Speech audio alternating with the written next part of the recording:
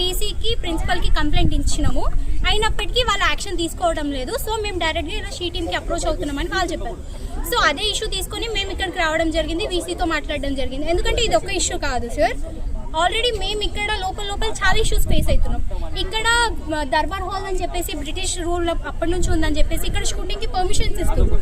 కానీ పర్మిషన్ ఇస్తున్నప్పుడు shooting area వాళ్ళు కొంచెం సెక్యూరిటీ పెట్టాలి కదా మాకు కూడా, ఎందుకంటే ఇది ఉమెన్స్ యూనివర్సిటీ, అందరు ఆడపిల్లలే ఉంటారు. ఏమైందంటే ఇష్యూ, ఇద్దరు అమ్మాయిలని మీకు బ్యాక్గ్రౌండ్లో యాక్టింగ్ ఛాన్స్ ఇప్పిస్తాము, మీకు షూటింగ్లో మిమ్మల్ని యాక్టింగ్ రోల్స్ ఇప్పిస్తామని చెప్పేసి మార్నింగ్ 10:30 నుంచి 5:30 వరకు తిప్పిరంట. ఆల్రెడీ వాళ్ళిద్దరూ క్యారవాన్స్లో డ్రింక్ చేసి ఉన్నారు. అక్కడ అటు సైడ్ 5:30కి ఎవరు ఉన్నారు సార్. ఆ రోజు అదృష్టం కొద్దీ మా స్పోర్ట్స్ బ్లాక్ అన్న ఉండడం వల్ల ఆ రోజు చూసి వాళ్ళని రెస్క్యూ చేశారు. లేదంటే ఆ రోజు ఆడపిల్లల పరిస్థితి ఏంటన్నా.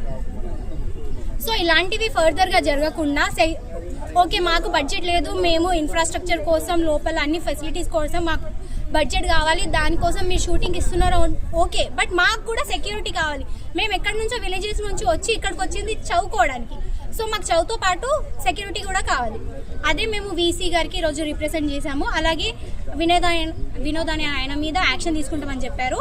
దానికి మేము చాలా థ్యాంక్స్ చెప్తున్నాం వీసీ మేడంకి. అది ఎంత తొందరగా అయితే అంత తొందరగా యాక్షన్